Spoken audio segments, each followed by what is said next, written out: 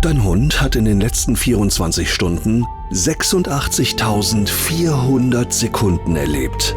Und in jeder einzelnen davon hat er gelernt. Auch als du gar nicht trainiert hast. Auch als du nur die Leine geholt hast. Auch als du für 3 Sekunden ungeduldig wurdest und dachtest, das zählt doch nicht. Doch, es zählt. Immer. Denn ein Hund kann nicht lernen. Er lernt an dir, jede Sekunde. Und genau deshalb glaubst du manchmal, er kapiert es einfach nicht. Dabei hat er längst etwas gelernt, nur nicht das, was du wolltest. Mein Rottweiler Gandhi war 7 Monate alt. Ich habe in der Küche Käse geschnitten. 1 Stück hat er bekommen, 3 Sekunden. 2 Wochen später konnte ich keinen Küchenschrank mehr öffnen, ohne dass 50 Kilo Hund mich angestarrt haben. 3 Sekunden, kein Kommando, kein Training, kein Plan. Und trotzdem hat er in diesem Moment eine Regel gelernt, die ab sofort galt, für den Rest seines Lebens. In den nächsten Minuten zeige ich dir, welche 5 Reaktionen dein Hund unter Druck wirklich zeigt und warum der schuldige Blick neben einem zerbissenen Kissen genau der Moment ist, in dem du den Vertrag mit deinem Hund oft unbemerkt brichst. Verantwortung für ein Raubtier. Die Weisheit der Pfoten. Ein Podcast inspiriert vom gleichnamigen Buch. Geschrieben und gesprochen von Andreas Wojtaszek. Gandhi war damals bei der Käsegeschichte in der Küche gerade mal 7 Monate alt. Ich habe damals wirklich geglaubt, dass ich ihm das nicht beigebracht habe. 2 Wochen lang habe ich mir das eingeredet. Ich stand in dieser Küche, knapp 50 Kilo Rottweiler klebten an meinem Bein und ich habe mich allen Ernstes gefragt, wo er das plötzlich her hat. Dabei war ich es. Ich wusste es nur nicht, weil in diesem Moment, in dem ich ihm dieses Stück Käse zugeworfen habe, alles völlig harmlos aussah. Er saß 1 Meter entfernt und sah mich an. Diesen Blick kennst du ja. Klar, den kennt wirklich jeder von uns. Und ich habe nicht trainiert. Ich habe nicht erzogen. Ich habe keine Übung gemacht. Ich stand einfach in meiner Küche und war nett zu meinem Hund. Und genau das ist der gefährlichste Satz in der ganzen Hundeerziehung. Ich habe doch gar nichts gemacht. Doch. Denn Gandhi hat in diesen 3 Sekunden nicht gedacht, dass ein Mensch heute mal großzügig ist. Er hat etwas völlig anderes gedacht. In aller Ruhe und mit voller Aufmerksamkeit. Ich lerne hier gerade, wenn ich mich hier hinsetze und ihn mit diesem Blick ansehe, während er am Schneidebrett steht, dann passiert etwas Tolles. Ein Satz, eine Regel und die galt ab sofort. Die Rechnung dafür kam nicht am selben Abend. Sie kam 2 Wochen später. Und deshalb habe ich sie überhaupt nicht mit diesem Käse in Verbindung gebracht. Tja, das war der größte Irrtum meiner ersten Hundejahre mit ihm. Ich habe geglaubt, ich hätte in diesen 3 Sekunden Pause gehabt. Aber Gandhi hatte keine. Und genau hier liegt der Punkt, um den es in diesem ganzen Video geht. Wir Menschen haben eine feste Vorstellung davon, wann Training stattfindet. Training, das ist doch die Stunde auf dem Hundeplatz oder die 10 Minuten mit dem Leckerchenbeutel im Garten. Training hat für uns einen Anfang und ein Ende. Wir ziehen die Schuhe an, wir nehmen die Leine und wenn wir vom Hundeplatz kommen, dann ist Feierabend. Dein Hund kennt diese Einteilung nicht. Für ihn gibt es keinen Feierabend. Für ihn gibt es keine Pausen vom Lernen, so wenig wie es eine Pause vom Atmen gibt. Sein Gehirn nimmt jede Sekunde deines Verhaltens auf, wertet sie aus und speichert das Ergebnis. Auch dann, wenn du nur die Spülmaschine ausräumst. Der Kommunikationsforscher Paul Watzlawick hat der Welt einmal Folgendes gesagt und damit eine Sache, die vielen nicht bewusst ist, auf den Punkt gebracht. Man kann nicht kommunizieren. Hast du daran jemals gedacht, wenn du mit deinem Hund zusammen bist? Alles, was du tust, ist eine Botschaft, sogar dein Schweigen. Für den Hund gilt derselbe Satz in einer etwas anderen Form. Ein Hund kann nicht lernen. Wenn du das einmal wirklich begriffen hast, dann verändert sich alles. Dann ist der Weg zur Haustür Training. Dann ist die Begegnung am Gartenzaun Training. Dann ist der Moment, in dem du dich abends auf das Sofa fallen lässt, Training. Die einzige Frage, die dann noch bleibt, ist die: Bist du dabei der Lehrer oder bist du nur der Zufall, aus dem dein Hund seine Schlüsse zieht? Fangen wir ganz vorne an, denn in dieser und der nächsten Folge bringe ich dir alles darüber bei, wie Hunde lernen und auf was du dabei achten musst. Die Wissenschaft definiert Lernen ziemlich nüchtern. Da heißt es, Lernen ist eine relativ dauerhafte Veränderung des Verhaltens auf Grundlage von Erfahrung. Lass uns diesen Satz noch einmal langsam lesen. Da steht nämlich nichts von Kommandos. Da steht nichts von Hundeplatz, von Klicker, von Leckerchen oder von Trainern. Da steht nur, Erfahrung verändert Verhalten. Dauerhaft. Und jetzt frag dich einmal ehrlich, wie viele Erfahrungen dein Hund gestern gemacht hat. Viele, oder? Warum ist dein Gehirn überhaupt so gebaut? Nun, weil Lernen im Kern nur ein einziges Ziel verfolgt und dieses Ziel ist brutal einfach. Der Hund will seinen eigenen Zustand verbessern. Er will seine Bedürfnisse decken und er will Schaden vermeiden. Das ist alles. Futter finden, Sicherheit finden, Schmerz und Ärger vermeiden. Jedes Verhalten, das ihn diesem Ziel näher bringt, wird häufiger. Jedes Verhalten, das ihn davon entfernt, wird seltener. Das ist kein Charakterzug von vielen Hunden, das ist ein Naturgesetz. Deshalb ist Lernen für einen Hund eben keine Freizeitbeschäftigung wie für dich. Lernen ist für ihn knallhartes Überleben. Ein Wolf, der nicht lernt, welche Beute sich lohnt und welche ihn verletzt, verhungert oder verblutet. Ein Welpe, der nicht lernt, welcher Ort sicher ist, überlebt schon die ersten Nächte nicht. Millionen Jahre Evolution haben ein Gehirn geformt, das jede Sekunde auswertet, weil jede Sekunde tödlich sein könnte. Dieses über Millionen Jahre gereifte Gehirn liegt heute bei dir im Wohnzimmer. Auf einem Hundebett aus dem Online-Shop mit Kuscheldecke und Kauknochen daneben. Und es macht trotzdem noch exakt das, wofür es gebaut wurde. Es lernt, ununterbrochen, ob du ihm einen Auftrag erteilst oder nicht. Dein Hund ist keine Festplatte, die du nun dann beschreibst, wenn du gerade Lust dazu hast. Er ist eine Kamera, die pausenlos läuft. Im letzten Video habe ich dir gezeigt, dass zwischen dir und deinem Hund ein Vertrag existiert. Ein Vertrag, den ihr beide nicht physisch unterschrieben habt, der aber trotzdem jeden Tag gilt. Heute zeige ich dir, womit du ihn füllst. Denn wenn du verstehst, wie dein Hund lernt, dann verstehst du zum ersten Mal, was du jeden Tag in diesen Vertrag hineinschreibst, ob du es willst oder nicht. Bevor wir darüber sprechen, wie ein Hund lernt, musst du erstmal verstehen, wie er auf Druck reagiert. Denn dein Hund bringt aus seiner genetischen Programmierung ein Grundrepertoire mit auf die Welt, das älter ist als jede Hunderasse. In der Verhaltensbiologie nennt man sie die 5F. 5 Antworten auf Druck, Angst und Konflikt. Da gibt es zuerst den Angriff, Fight. Der Hund geht nach vorne, er bellt, er pöbelt, er macht sich groß. Er will die Bedrohung durch einen Kampf wegräumen. Das Gegenteil ist die Flucht, auf Englisch Flight. Der Hund geht oder läuft weg. Er zieht an der Leine, er dreht ab, er verschwindet unter den Tisch. Dann gibt es das Freeze, das Erstarren. Der Hund macht sich quasi unsichtbar. Er bewegt sich keinen Millimeter mehr. Und hier passiert der erste große Irrtum. Denn für viele Menschen sieht dieser Hund aus wie ein braver, ruhiger, gelassener Hund. In Wahrheit steht er aber, während er mit einem Freeze reagiert, unter Hochspannung und kauft sich dabei Zeit. Das 4. F ist Fiddle. Das Wort heißt ins Deutsche übersetzt in der Tat Manipulation.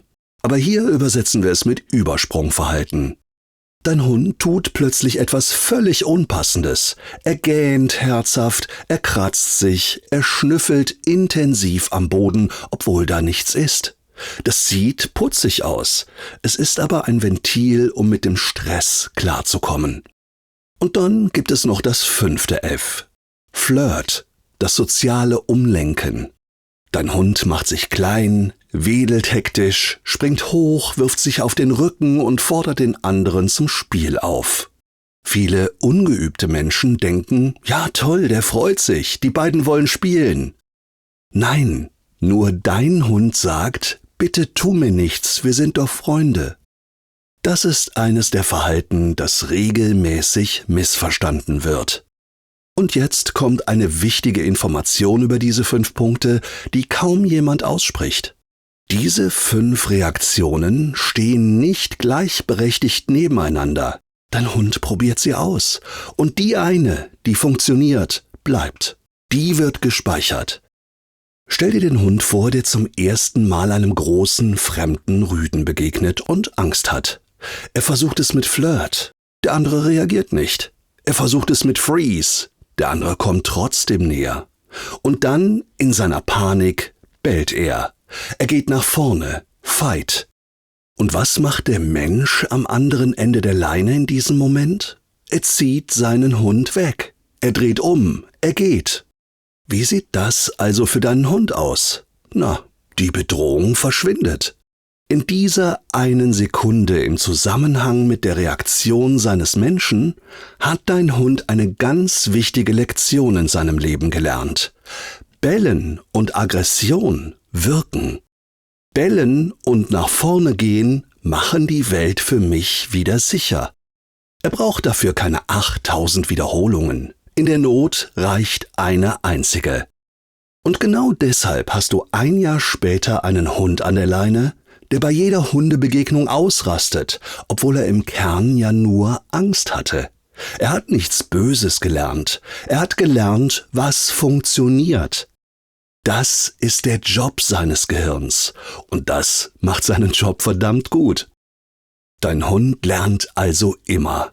Aber ob er dabei etwas Sinnvolles lernt oder etwas, das dir in 2 Jahren den letzten Nerv raubt, das entscheidet sich an ein paar wichtigen Bedingungen. Und die haben mit deinen Kommandos herzlich wenig zu tun.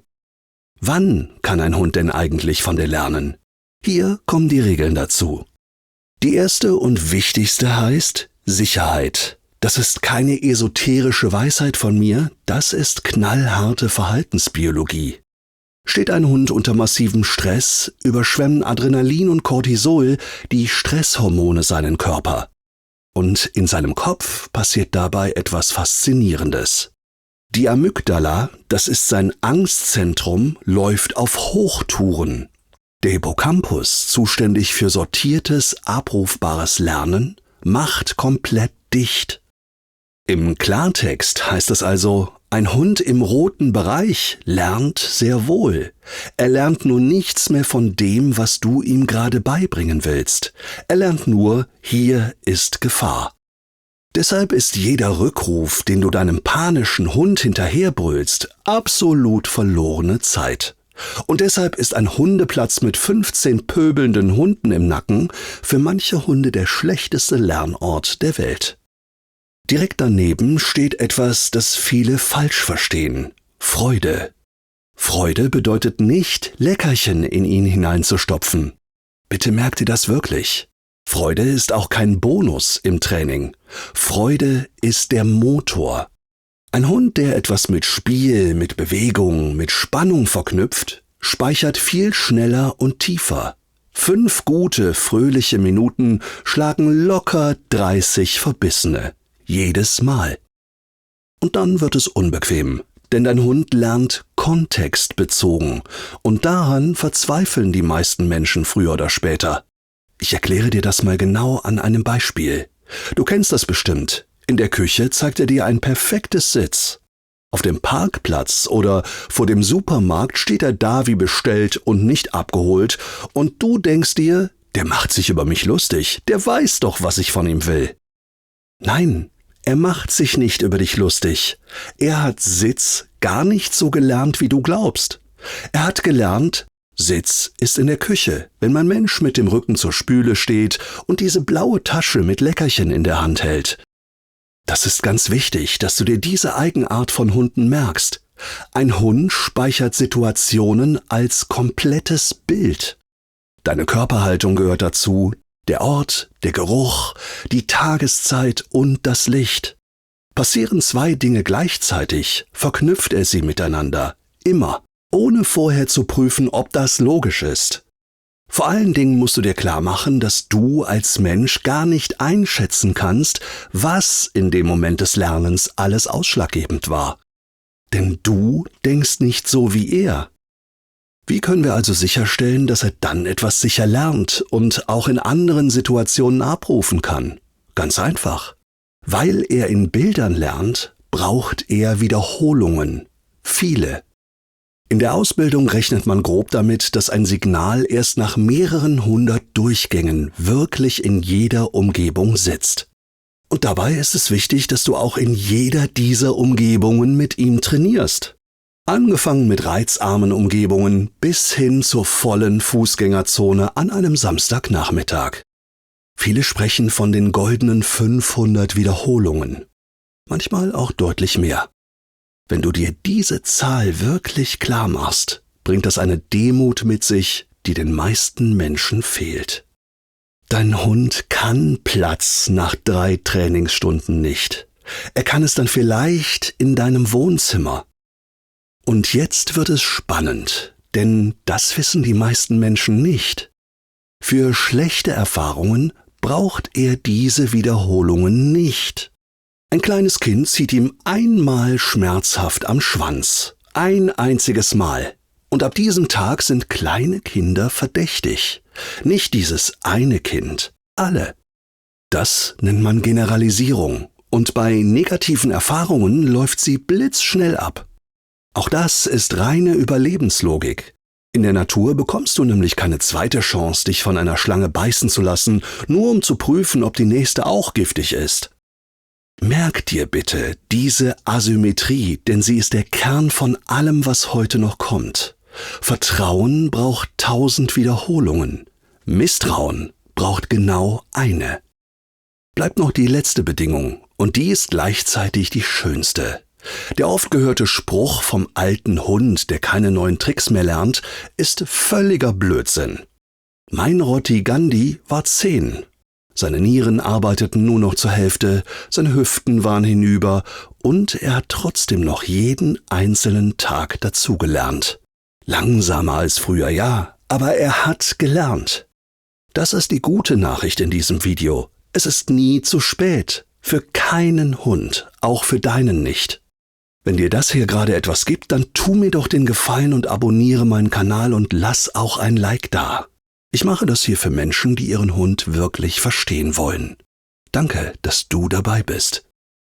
Jetzt wird es ganz konkret, denn Lernen ist ein ganzer Werkzeugkasten und manchmal benutzt ein Hund auch mehrere Werkzeuge gleichzeitig, ohne dass ihm das jemand beigebracht hätte. Ich zeige dir jetzt alle 10 Mechaniken, wie ein Hund lernt. Fangen wir mit dem Unauffälligsten an. Stell dir vor, ein Reiz kommt bei ihm immer wieder und nichts passiert. Also hört dein Hund irgendwann auf, darauf zu reagieren. Beispiel von Miller, meiner ehemaligen Straßenhündin, die wahnsinnige Angst vor allem hatte, der Rollladen. Der hat jeden Abend gerattert. Oder die Straßenbahn vor dem Haus, der Staubsauger. Gut, der ist ihr immer noch nicht ganz geheuer, aber vor dem Staubsaugerroboter läuft sie schon nicht mehr weg. Das nennt die Wissenschaft Habituation. Man kann auch sagen Gewöhnung. Und sie ist der Grund, warum ein Stadthund seelenruhig neben einem Presslufthammer döst, während der Hund vom Land bei jedem Motorrad das Weite sucht. Nur gelingt Gewöhnung ausschließlich dann, wenn der Reiz in einer Dosis kommt, die dein Hund noch verarbeiten kann. Wirfst du ihn sofort ins kalte Wasser, um es ihm endlich abzugewöhnen, bekommst du das genaue Gegenteil. Und dieses Gegenteil hat auch einen Namen. Sensitivierung, Lernmechanik Nummer 2. Hier wird die Reaktion mit jedem Mal stärker statt schwächer. Der Klassiker dafür ist Silvester. Der erste Böller erschreckt deinen Hund, der zweite erschreckt mehr. Beim 10. zittert er unter dem Bett.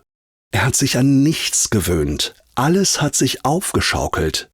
Der Hund, der bei jedem Zuschlagen einer Autotür zusammenzuckt, ist kein hysterischer Hund. Er ist ein sensitivierter Hund. Das ist ein gewaltiger Unterschied und das entscheidet darüber, ob du ihn verurteilst oder ihm hilfst. Wie immer, mit kleinem Reiz anfangen und dann langsam steigern. Dann gibt es die beiden großen Lernmechaniken, von denen jeder Hundemensch schon einmal gehört hat und die wenigsten sauber auseinanderhalten können. Die erste verknüpft 2 Reize miteinander. Der Napf klappert, der Hund kommt angerannt. Die Leine klimpert, dein Hund freut sich im Flur einen Ast ab. Die Türklingel läutet, das Chaos beginnt. Der Reiz selbst war völlig wertneutral, bis dein Alltag ihn aufgeladen hat. Das nennt man klassische Konditionierung. Und jetzt kommt ein Beispiel dafür, das weh tut. Stell dir vor, du siehst am Ende der Straße einen anderen Hund. Deine Hand klammert sich um die Leine und zieht sie unbewusst strammer. Dein Atem wird flach und deine Schultern gehen nach oben. Dein Hund merkt es alles glasklar in Millisekunden und er lernt, ohne dass du auch nur ein Wort gesagt hast. Was lernt er? Fremde Hunde machen meinen Menschen zu Stein. Mein Mensch hat Angst, also sind sie gefährlich. Du hast ihm gerade Anspannung antrainiert, während du fest davon überzeugt warst, gar nichts zu tun. Die 4. Lernmechanik arbeitet genau andersherum. Hier tut dein Hund etwas und die Welt antwortet ihm darauf. Fällt die Antwort angenehm aus, macht er es wieder und wieder. Fällt sie unangenehm aus, lässt er es. Das nennt man operante Konditionierung, das, was wir auch als Versuch und Irrtum kennen. Genau hier sitzen die 4 berühmten Lernquadranten und genau darum geht es nächste Woche im 2. Teil zur Lerntheorie. Für heute merkt ihr nur diesen einen Satz. Ein Erfolg wiegt im Gehirn deines Hundes deutlich schwerer als ein Misserfolg. Ein einziger Wurstzipfel vom Esstisch kann damit Monate der Konsequenz auslöschen. Damit hätten wir die Lernmechaniken, von denen du vielleicht schon gehört hast. Aber es gibt noch mehr. Jetzt kommen die restlichen 6, über die kaum jemand redet, obwohl dein Hund sie auch jeden Tag benutzt. Lernmechanik 5: Lernen durch Einsicht. Dein Hund löst Probleme. Er ist ein sehr intelligentes Lebewesen. Ob Hunde echte Einsicht besitzen, darüber streitet die Forschung bis heute. Aber was Hunde ganz sicher können, ist denken. Der Hund, der begreift, dass er um den Zaun herum muss, statt hindurch. Der Hund, der die Leine unter dem Stuhlbein hervorzieht, ohne vorher 100-mal daran zu reißen. Unterschätze niemals, wie erfinderisch dein Hund wird, wenn es um sein eigenes Wohl geht. Lernmechanik 6: Er schaut dir zu und macht dich nach, also Lernen durch Nachahmen. Das klingt nach Küchentischweisheit, ist aber wissenschaftlich nachweisbar. Die ungarische Verhaltensforscherin Claudia Fugaza hat an der Eötvös Loránd Universität in Budapest eine Methode ausgearbeitet, bei der Hunde eine Handlung ihres Menschen beobachten und sie anschließend auf ein Signal hin nachmachen. Hunde schaffen das sogar noch mit deutlicher zeitlicher Verzögerung. Du kennst das doch bestimmt auch. Der Hund, der die Türklinke herunterdrückt. Das hat er nicht durch Zufall entdeckt. Er hat dich beobachtet. Und noch viel wichtiger, Hunde lernen ganz besonders schnell, wenn sie anderen Hunden zuschauen und dabei sehen, was funktioniert und was nicht.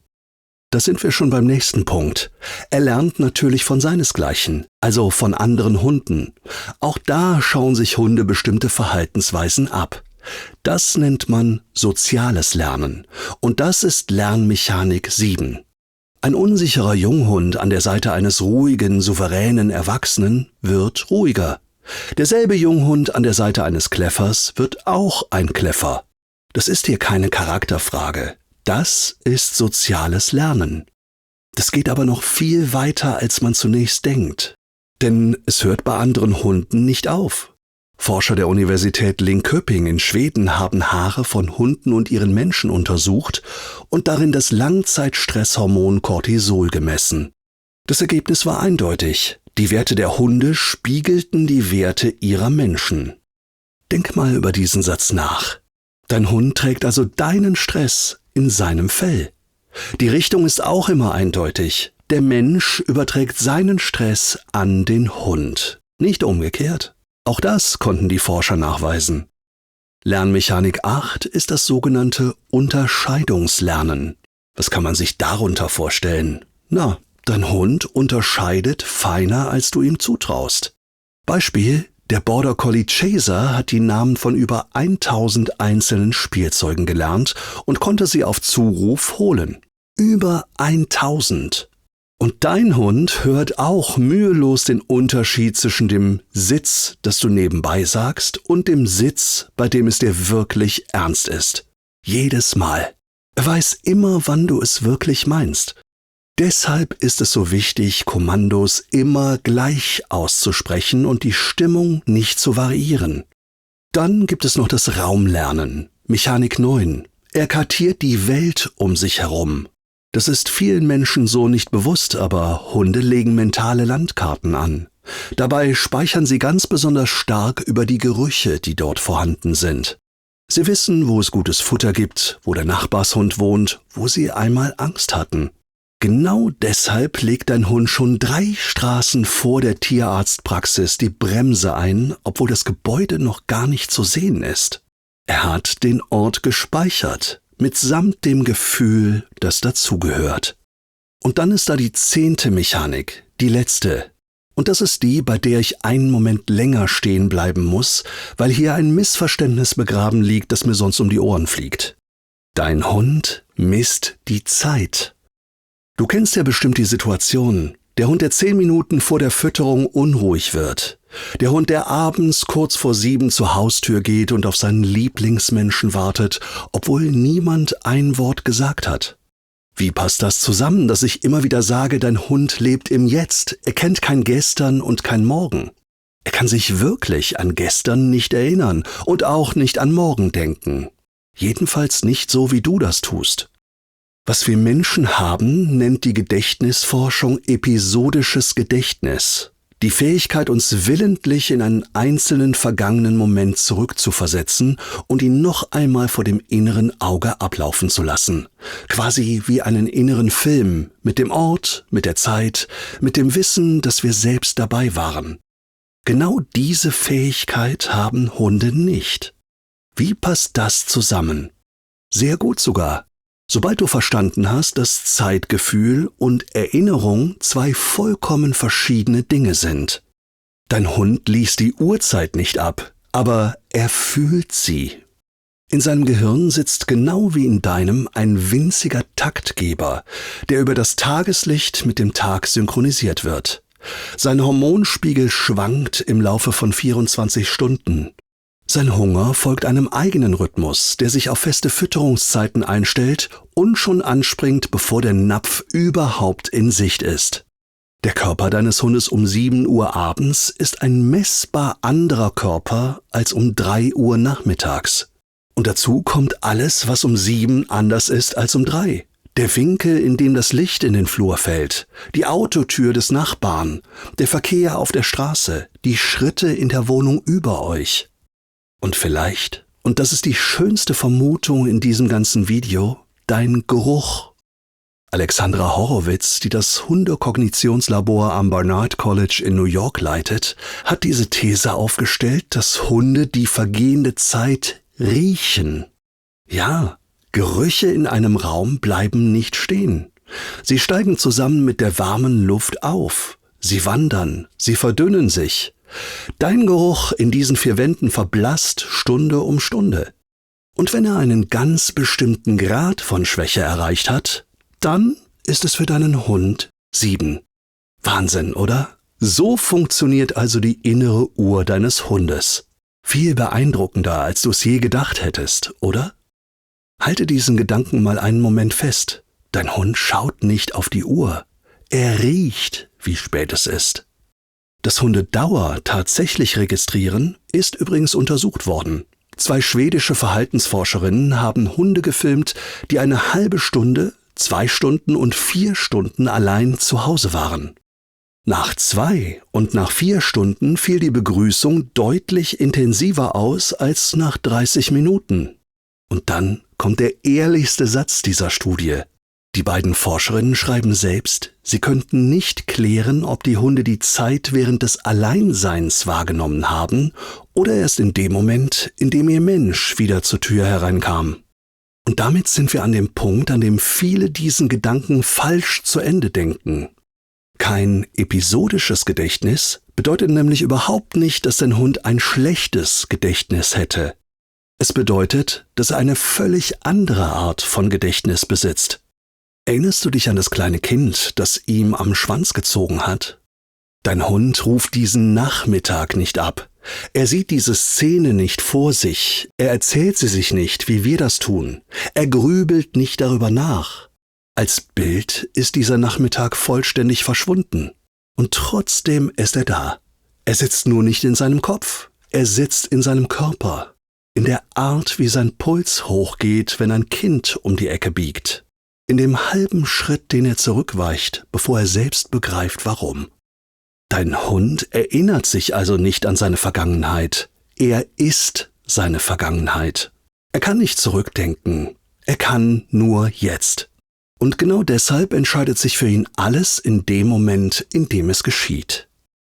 Damit haben wir alle 10 Lernmechanismen komplett. Aber jetzt kommt der Punkt, an dem all das Lernen greift oder scheitert. Der Punkt, an dem die meisten Menschen ihrem Hund ohne jede böse Absicht schaden. Damit ein Hund ein Verhalten mit einer Folge verknüpft, muss die Folge fast unmittelbar kommen. Wir reden da von 1 bis 2 Sekunden. Alles, was danach kommt, verknüpft er mit dem, was er in diesem Moment gerade tut. Und jetzt spielen wir die Szene nochmal durch, die du vermutlich kennst. Du kommst nach Hause, die Wohnungstür geht auf, dein Sofakissen liegt in 1000 Fetzen im Flur. Und dein Hund kommt dir entgegen, macht sich klein, legt die Ohren an, schleicht mit gesenktem Kopf und schielt zu dir hoch. Und du denkst, ja, der Sack weiß ganz genau, was er getan hat. Er hat ein schlechtes Gewissen. Nein, hat er nicht. Die amerikanische Kognitionsforscherin Alexandra Horowitz hat das genau untersucht. Sie hat Hunde in Situationen gebracht, in denen sie sich falsch verhalten hatten und in Situationen, in denen sie vollkommen unschuldig waren. Und dann hat sie den Menschen gesagt, ihr Hund habe etwas angestellt. Das Ergebnis war absolut eindeutig und ernüchternd. Der Schuldblick hatte nichts damit zu tun, ob der Hund tatsächlich etwas getan hatte. Der Schuldblick erschien, wenn der Mensch böse guckte, mit einer vorwurfsvollen Energie hereinkam oder sogar schimpfte. Die unschuldigen Hunde, die zu Unrecht getadelt wurden, zeigten ihn sogar besonders deutlich. Dieser Blick ist also kein Geständnis. Dieser Blick ist eine Beschwichtigung. Dein Hund liest dein Gesicht, deine Stimmung, Stimme, Körperspannung und antwortet mit dem, was er hat. Mit Flirt, mit Fiddle, mit Freeze oder auch mit Flight. Und während du glaubst, ihm eine Lektion zum zerfetzten Sofakissen zu erteilen, lernt er in Wahrheit etwas ganz anderes. Er lernt, wenn mein Mensch nach Hause kommt, wird es unberechenbar, weil dein Verhalten für ihn keine Verbindung mehr hat zu seiner Tat. Das ist die stille Katastrophe. Du wolltest zukünftige Kissen retten und hast in Wahrheit dein Nachhausekommen vergiftet. Timing ist keine Feinheit für Fortgeschrittene. Timing ist die halbe Miete. Und alles, was zu spät kommt, denke bitte an die 1 bis 2 Sekunden Regel, landet trotzdem in seinem Kopf. Nur eben unter einer Überschrift, die du niemals wolltest.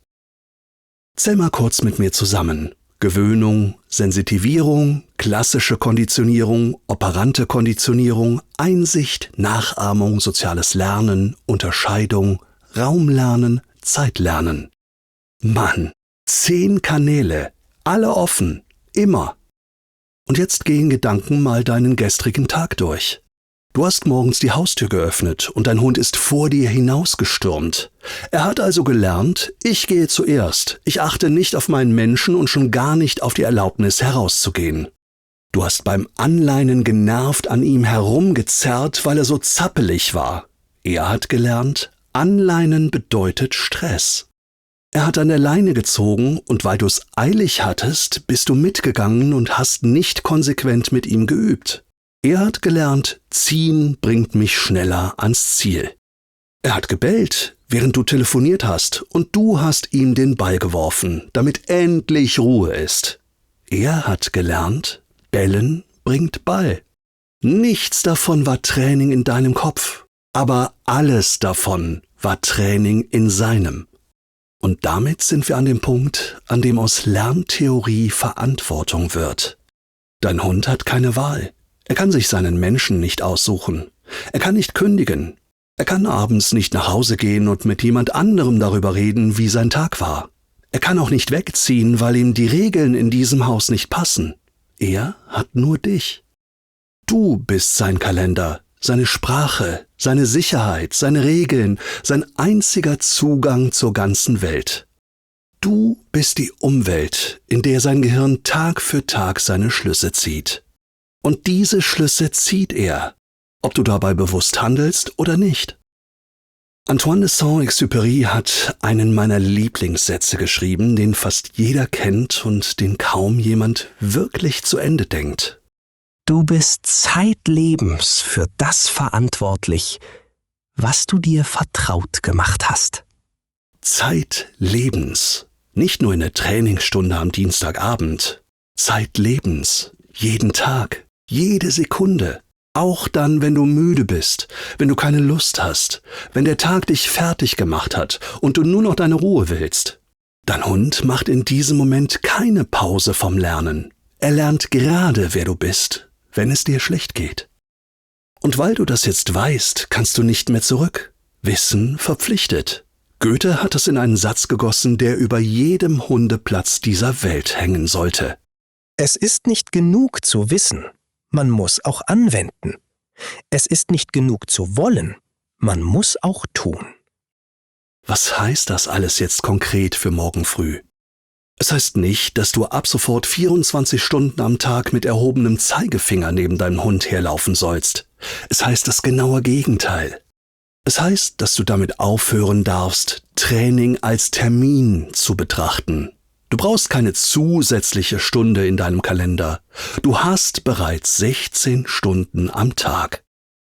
Der Gang zur Haustür ist deine Chance. Das Anleinen ist deine Chance. Das Füttern. Der Moment, in dem der Postbote klingelt. Das Warten an der Ampel. Das Aussteigen aus dem Auto. Der Moment, in dem du dich hinsetzt und er sich neben dich legt. Jede dieser Sekunden ist eine Lerneinheit. Sie findet statt. Sie fällt nicht aus, weil du gerade keine Zeit hast. Sie fällt auch nicht aus, weil du gerade nicht in Stimmung bist. Du entscheidest nur eines, ob sie das Leben deines Hundes besser macht oder schwerer. Und das ist keine Last, das ist ein Geschenk. Denn es bedeutet auch, dass du niemals zu spät kommst. Du hast morgen wieder 86.400 Sekunden und übermorgen auch. Eine Frage bleibt noch offen, die wichtigste. Wenn dein Hund permanent lernt, nach welchen Gesetzen entscheidet sein Gehirn dann, welches Verhalten bleibt und welches verschwindet? Genau darum geht es im zweiten Teil, nächste Woche. Da zeige ich dir die 4 Kräfte, die in jeder Sekunde eures gemeinsamen Lebens wirken, ob du willst oder nicht. Die 4 Lernquadranten. Und ich zeige dir, warum ein Verhalten, das du monatelang geduldig ignorierst, ausgerechnet dadurch manchmal stärker wird, statt schwächer. Dieser Teil hier war das Fundament, der zweite ist das Werkzeug. Nächsten Samstag geht er online. Damit hast du dann alles, um genau zu verstehen, wie dein Hund lernt. Bitte gib diesem Video doch jetzt ein Like und abonniere meinen Kanal. Das hilft ganz enorm, damit dieses Video auch anderen Hundebesitzern angezeigt wird, die es dringend brauchen. Ich habe ja am Anfang von einem Stück Käse erzählt. Gandhi ist inzwischen für immer eingeschlafen. Er war 10 Jahre alt Sein Fell an der Schnauze war grau, seine Hüften machten ihm zu schaffen, seine Nieren arbeiteten nur noch zur Hälfte. Und er brauchte zum Schluss 2 bis 3 Anläufe, um von seinem Platz aufzustehen. Aber wenn ich morgens in die Küche kam, hob er den Kopf. Und in dieser einen kleinen Bewegung lag alles, was er in 10 Jahren über mich gelernt hatte. Er hatte gelernt, dass meine Schritte auf dem Flur nichts Schlimmes bedeuten. Er hatte gelernt, dass er liegen bleiben darf, wenn ich den Raum betrete. Dass die Welt ihn nicht verschlingt, solange ich zwischen ihm und der Welt stehe. Er hatte gelernt, dass er bei mir schlafen kann. Richtig schlafen, tief, ohne ein Ohr, das wach bleibt. Nichts davon habe ich ihm beigebracht, in dem Sinn, wie man einem Hund Sitz beibringt. Er hat es sich genommen, Sekunde für Sekunde, aus 10 Jahren gemeinsamen Lebens. Aus Abertausenden von Momenten, in denen ich fest davon überzeugt war, gerade überhaupt nichts zu tun. Und das ist die Wahrheit, die hinter jeder Lerntheorie steht, hinter jedem Fachbegriff, hinter jeder Studie und hinter jedem Quadranten. Dein Hund studiert dich sein ganzes Leben lang. Er hat keine zweite Welt und keinen zweiten Menschen. Alles, was er jemals über das Leben erfahren wird, erfährt er durch dich. Dein Hund verbringt sein ganzes Leben damit, dich zu lernen. Sorge dafür, dass es sich gelohnt hat. Wenn du jetzt neugierig geworden bist, wie du mit deinem Hund trainieren solltest, dann schau dir als nächstes dieses Video hier an. Da zeige ich dir, wie du ein Kommando bei deinem Hund wirklich sicher aufbaust.